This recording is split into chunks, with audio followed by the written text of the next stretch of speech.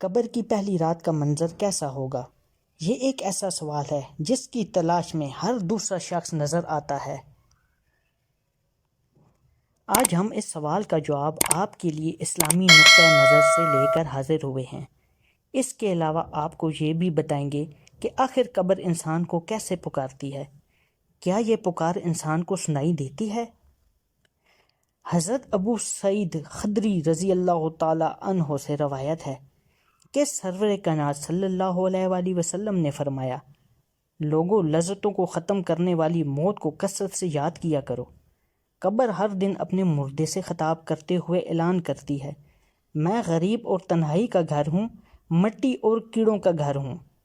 جب مومن کو دفن کیا جاتا ہے تو قبر اسے مرحبا کہتے ہوئے خوشخبری سناتی ہے کہ میری پشت پر چلنے والوں میں تو بڑا محبوب تھا، آج میں تیری ہو گئی اور تو میری طرف آ گیا، تو اب میرے احسان کو دیکھ لے گا۔ یہ کہہ کر قبر تا حد نگاہ کشادہ ہو جاتی ہے اور جنت کا دروازہ اس کے لیے کھول دیا جاتا ہے، جہاں سے اس کو جنت کی تازہ ہوا آتی ہے۔ حضرت ابو ہریرہ رضی اللہ تعالی عنہ کا بیان ہے کہ رسول اللہ صلی اللہ علیہ وآلہ وسلم ایک جنازے میں شریک ہوئے۔ آپ صلی اللہ علیہ وآلہ وسلم کے ہمراہ میں بھی تھا۔ آپ صلی اللہ علیہ وآلہ وسلم ایک قبر کے پاس بیٹھ گئے اور فرمایا، یہ قبر ہر دن با آواز بلند کہتی ہے، اے آدم کی اولاد، تو کیوں مجھے بھول گیا؟ کیا تجھے یہ معلوم نہیں کہ میں تنہائی کا گھر، غربت کا گھر، وحشت کا گھر، کیڑے مکوڑوں کا گھر ہوں؟ میں بہت تنگ گھر ہوں، مگر اللہ تعالیٰ جس کے لیے کشادگی کا حکم فرما دے میں اس کے لیے کشادہ ہو جاتی ہوں۔ اس کے بعد آپ صلی اللہ علیہ وآلہ وسلم نے فرمایا، اے قبر، تو یا تو جنت کا چمن ہے یا پھر آگ کا ایک تندور۔ حضرت ابو حجاج رضی اللہ تعالی عنہ سے روایت ہے کہ حضور پر صلی اللہ علیہ وآلہ وسلم نے فرمایا، مردہ جب قبر میں رکھا جاتا ہے تو قبر اس کو کہتی ہے، اے ابن آدم، تو ہلاک ہوا، تجھے کس چیز نے مجھ سے دھوکے میں رکھا؟ کیا تجھے معلوم نہ تھا کہ میں فتنہ، تاریکی اور کیڑے مکوڑوں کا گھر ہوں؟ تجھے کس چیز نے مجھ سے بہکا کر نڈر کر دیا اور تو میری پشت پر خوب اکڑ کر چلتا تھا؟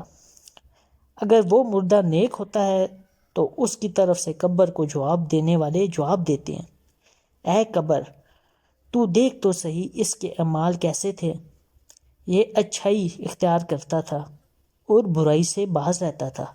یہ سن کر قبر کہتی ہے، بے شک یہ نیک تھا، اب میں اس کے لیے سرسبز ہو جاتی ہوں۔ مردے کا جسم اسی وقت منور کر دیا جاتا ہے اور اس کی روح اللہ تعالیٰ کی طرف بھیج دی جاتی ہے۔ حضرت عبداللہ بن عبید رضی اللہ تعالیٰ عنہ سے روایت ہے کہ رسول اللہ صلی اللہ علیہ وآلہ وسلم نے فرمایا، مردہ قبر میں بیٹھتا ہے اور ان لوگوں کے پیروں کی آواز بھی سنتا ہے جو اس کے جنازے کے ساتھ قبر تک گئے ہوں۔ مردے سے اس کی قبر کہتی ہے، اے ابن آدم، تیری ہلاکت ہو، تو نے میری تنگی، بدبو اور کیڑے مکوڑوں کا خوف نہیں کیا، اس لیے تو نے ان چیزوں سے بچنے کے لیے تیاری نہ کی۔ بدعمال مردے سے قبر کہتی ہے، تجھے میری تاریکی، میری وحشت، میری تنہائی اور تنگی اور میرا غم یاد نہیں رہا؟ اس کے بعد قبر اس کو جکڑ دیتی ہے، جس کے بعد اس کی پسلیوں کی ہڈیاں ایک دوسرے میں پیوست ہو جاتی ہیں، جبکہ نیک بندے کے لیے قبر کشادہ کر دی جاتی ہے اور اس کے دائیں ایک کھڑکی کھول دی جاتی ہے جہاں سے اس کو جنت کی ہوا آتی ہے۔ اللہ پاک ہم سب کو قبر کے عذاب سے بچائے اور ہم کو نیک اعمال کرنے کی توفیق عطا فرمائے۔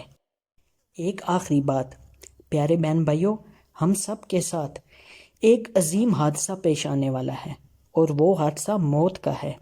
اللہ پاک ہم سب کو نیک راستے پر چلنے کی توفیق عطا فرمائے اور اپنی آخرت سنوارنے کی توفیق دے، آمین یا رب العالمین۔ نئی ویڈیو آنے تک اجازت دیں اور دعاؤں میں یاد رکھیے گا۔ اللہ حافظ۔